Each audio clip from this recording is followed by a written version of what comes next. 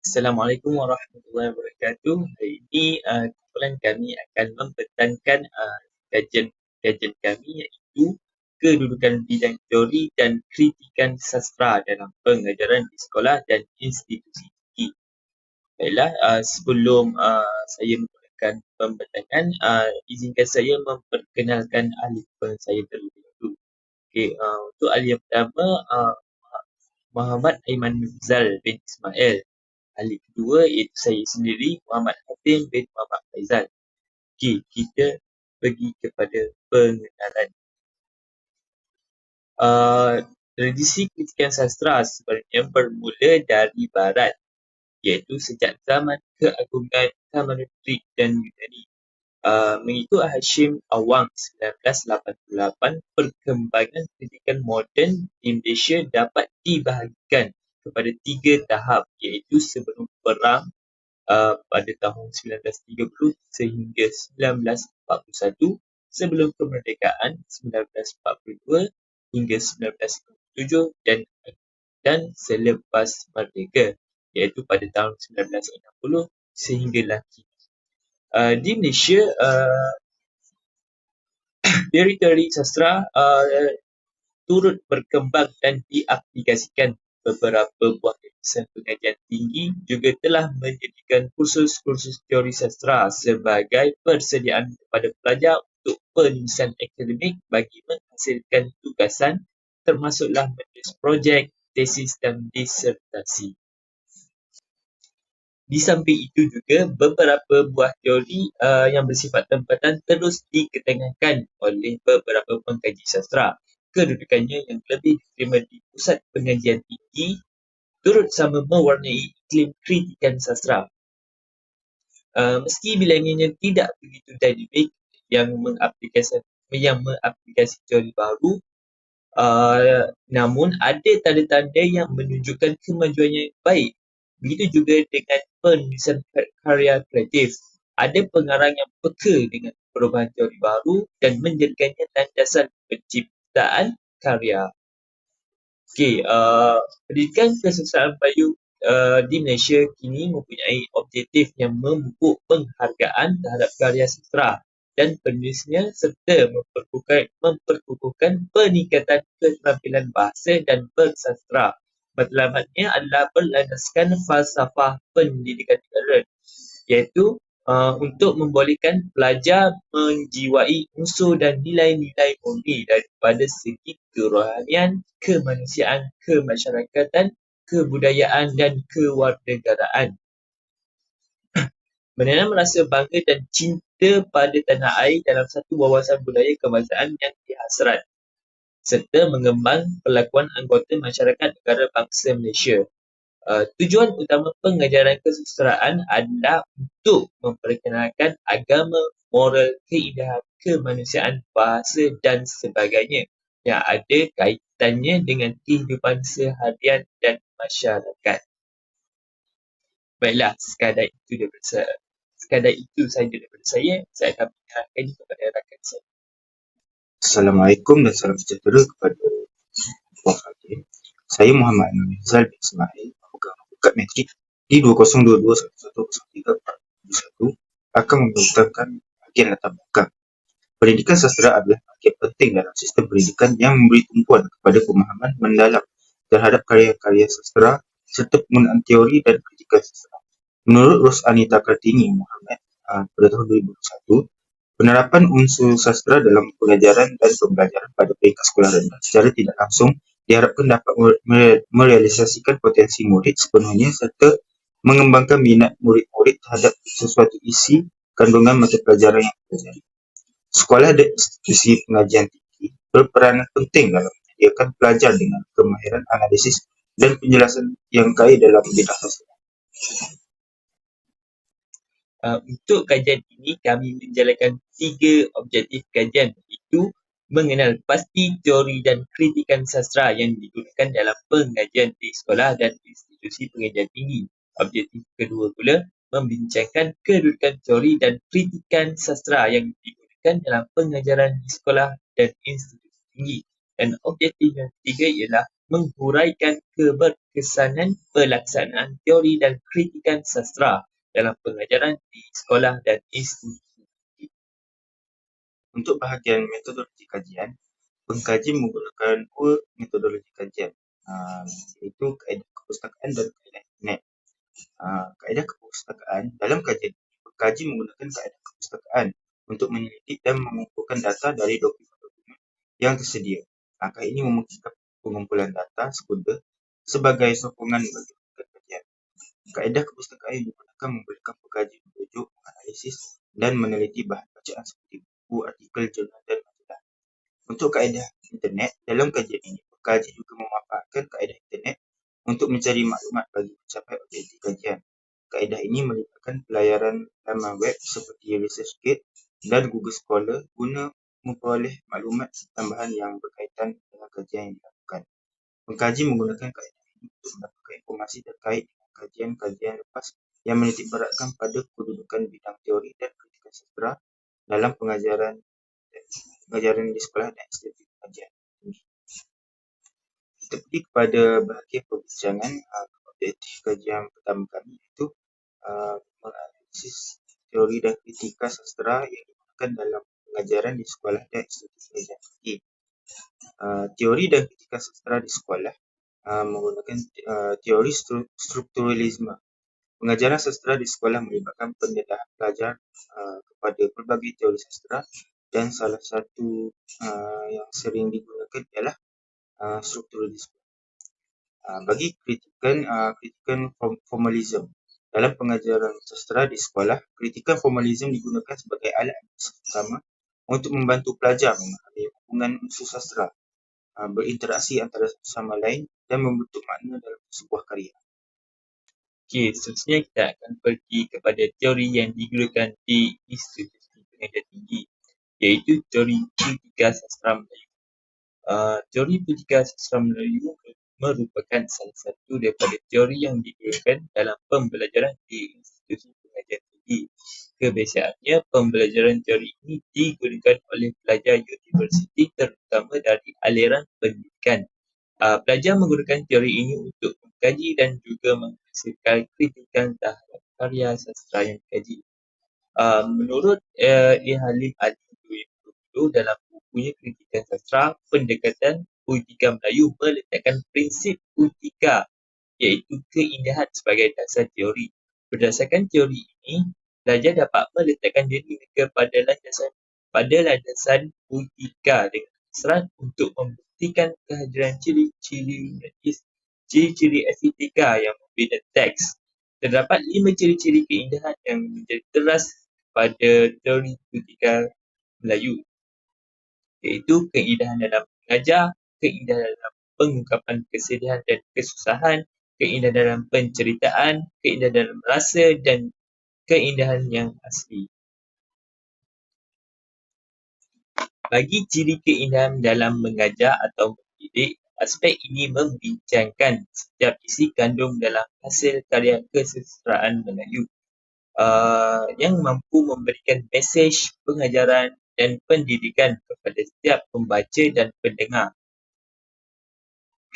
Hal ini bertujuan untuk memudahkan pelajar mengenal pasti keindahan dalam mengajar dengan lebih mudah, seterusnya dapat mengaplikasikannya dalam kehidupan. Untuk ciri yang kedua pula ialah keindahan dalam pengungkapan kesedihan dan kesusahan. Aspek kedua ini pula membincangkan tentang ungkapan yang menzahirkan kesusahan dan kesedihan dalam setiap isi kandungan hasil-hasil karya kesusastraan Melayu klasik. Penzahiran kesusahan dan kesedihan dapat ditonjolkan dengan ungkapan dan hasil-hasil karya tersebut. Ciri ini juga cuba menerangkan ungkapan-ungkapan yang menunjukkan kesusahan dan kesedihan sebagai satu tanda pengajaran dan pendidikan kepada generasi yang mendatang. Untuk ciri yang ketiga pula iaitu keindahan dalam penceritaan. Aspek yang ketiga ini membincangkan penceritaan isi kandungan dari awal hingga akhir cerita. Biasanya setiap penceritaan memenuhi plot cerita dalam hasil-hasil karya kesusastraan Melayu. Bagi ciri keempat pula iaitu keindahan dalam rasa. Aspek keempat ini merujuk kepada penglahiran rasa setelah membaca dan mendengar sesebuah tema kesusastraan Melayu. Kebiasaannya ia melibatkan perasaan pembaca atau pendengar. Kadang-kadang rasa dan perasaan yang dimaksudkan ialah membuatkan seseorang pembaca atau pendengar berasa puas dan indah. Dan ciri yang terakhir ialah keindahan yang asli. Aspek ini pula membicarakan setiap hasil-hasil karya kesusastraan Melayu. Mendapati ciri-ciri puisi Melayu iaitu pantun dan syair. Kesamaan ini meliputi jumlah baris serangkap, jumlah perkataan sebaris, jumlah kata sebaris dan pola rima akhir. Jadi, secara keseluruhannya dapat dirumuskan bahawa estetika menjadi induk yang mendasar bagi pengguna teori ini. Keindahan yang ditonjolkan sebagai asas yang menteorikan kesusastraan Melayu itu digali daripada genre puisi dan prosa Melayu. Dengan itu, pelajar dapat menghayati nilai keindahan yang terdapat dalam karya sastra serta dapat mengaplikasikan teori ini dalam pembelajaran mereka. Okey, baiklah. Seterusnya kita akan pergi kepada perbincangan kita yang kedua iaitu kedudukan teori dan kritikan sastra yang digunakan dalam pengajaran di sekolah dan institusi tinggi. Untuk yang pertama ialah pembentukan pemahaman yang mendalam. Setiap pembaca atau penulis perlu mempunyai pemahaman yang baik untuk meletakkan penulisan sastra sebagai karya yang penuh manfaat. Jadi di sinilah penggunaan teori sastra membantu pelajar mendalami pemahaman terhadap karya sastra dengan menerapkan teori-teori seperti strukturalisme, feminisme dan psikokolonialisme. Pelajar dapat menganalisis karya sastra dari pelbagai perspektif. Ini membantu mereka mengenali lapisan-lapisan makna yang mungkin tersembunyi dalam teks dan memahami konteks budaya dan sejarah di mana karya-karya tersebut dihasilkan. Untuk isi yang seterusnya ialah pemupukan pemikiran kritis. Penulisan karya sastra menggunakan perkataan yang berlainan dari yang ingin disampaikan, mempunyai unsur yang mempunyai makna tersirat dan disusun dengan unik. Okey, hal inilah yang akan mendorong pelajar untuk berfikir dengan lebih kritis. Jadi, pengajaran kritikan sastra memberi peluang kepada pelajar untuk mengembangkan kemahiran kritikal. Mereka diajar untuk menilai karya sastra berdasarkan kriteria tertentu dan menyusun argumen-argumen yang bersifat analitis. Kemahiran ini penting tidak hanya dalam memahami sastra tetapi juga dalam kehidupan harian dan dalam kerjaya profesional. Untuk isi yang ketiga ialah hubungan dengan kreativiti dan penulisan. Karya sastra ini mementingkan daya imajinasi pembaca dan juga penulis. Melalui imajinasi tersebut, pembaca dapat menghayati penulisan sastra serta memahami konteks yang ingin disampaikan.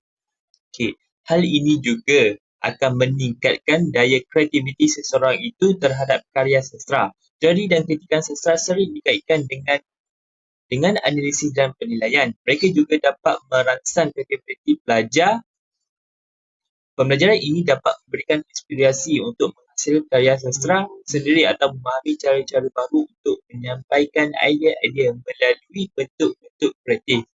Dan isi yang terakhir ialah penyelidikan dan pembaharuan. Kegiatan ini amat penting kepada orang-orang yang terlibat yang berkecimpung dalam bidang ilmiah. Jadi keinginan untuk mengetahui sesuatu perkara itu lebih efektif dilakukan dengan cara ilmiah. Di institusi tinggi, pengajaran teori dan kritikan sastra juga berperanan sebagai medium untuk penyelidikan dan pembaharuan ilmu. Pensyarah dan pelajar didorong untuk mencipta atau menyumbangkan teori-teori baru membuka ruang untuk pengembangan ilmu dan pengetahuan dalam bidang sastra. Okey, seterusnya saya akan menyerahkan kepada rakan saya. Untuk objektif kajian yang ketiga iaitu menghuraikan keberkesanan pelaksanaan teori dan kritikal sastra dalam pengajaran di sekolah dan institusi. Pendidikan sastra di sekolah dan institusi tinggi memainkan peranan utama dalam membentuk pemikiran kritis dan kefahaman mendalam terhadap karya sastra. Pengajaran kesusasteraan Melayu di sekolah maupun pada peringkat universiti dapat memberi pengukuhan terhadap jati diri kerana melalui pengajaran dan pembelajaran kesusasteraan Melayu secara tidak langsung dapat mempertingkatkan penguasaan ilmu, nilai dan budaya sebuah bangsa. Menurut Tunku Intan Malia, Tunku Muhammad Ali dan Madiawati Muhammad Mustafa pada tahun 2017.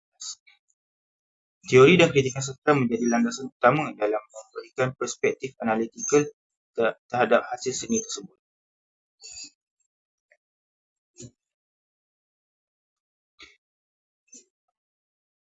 Untuk pemahaman dan penggunaan teori dan kritikan sastra, pemahaman mendalam terhadap teori sastra seperti strukturalisme, feminisme dan pasca-kolonial serta keupayaan menggunakan kritikan sastra dalam membaca dan menilai karya sastra perlu dinilai secara kritik. Menurut Jumali Haji Selamat pada tahun 2001, hubungan antara sastra dan golongan remaja memang tidak dapat dipisahkan kerana kedua-duanya saling melengkapi. Institusi tinggi pula menekankan pemahaman teori dan kritikan sastra yang lebih mendalam dan aplikasi yang lebih kreatif seperti teori poetika sastra Melayu, persuratan baru, tekstualisme dan sebagainya.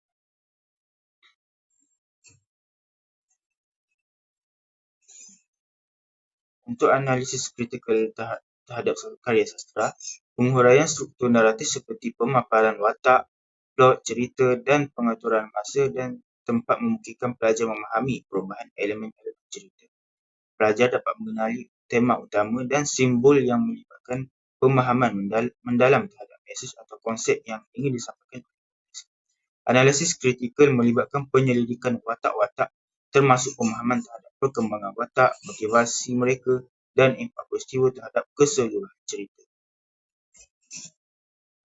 Untuk pengajaran dan pembelajaran yang efektif, sastra mementingkan pendekatan kreatif dan interaktif untuk memastikan pelajar dapat meresap dan mengaplikasikan konsep-konsep yang diajar.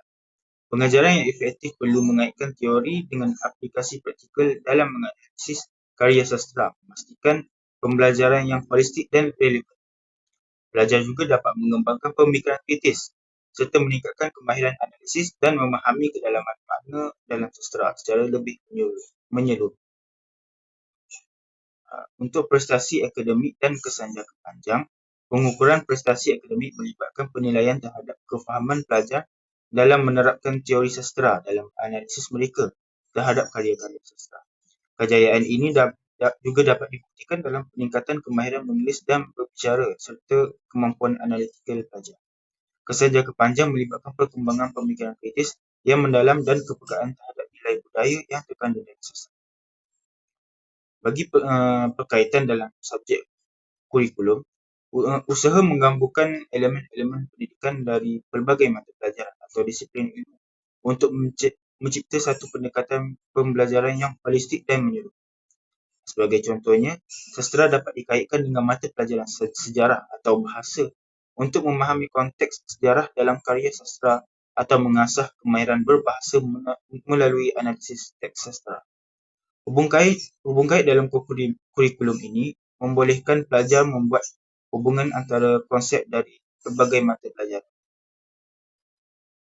Sebagai rumusan untuk kajian kami ini, secara keseluruhan, kajian ini memberikan pemahaman yang mendalam mengenai peranan penting teori dan kritikan sastra dalam konteks pendidikan. Implikasi kajian ini mencorakkan landasan untuk terus menyelidik dan memahami kaedah pengajaran teori dan kritikan sastra. Hal ini demikian dapat dikukuhkan untuk memberikan impak positif terhadap pembangunan intelektual dan kreatif pelajar di sekolah dan institusi pengajian. Setakat itu sahaja daripada kepala kami. Sekian, terima kasih.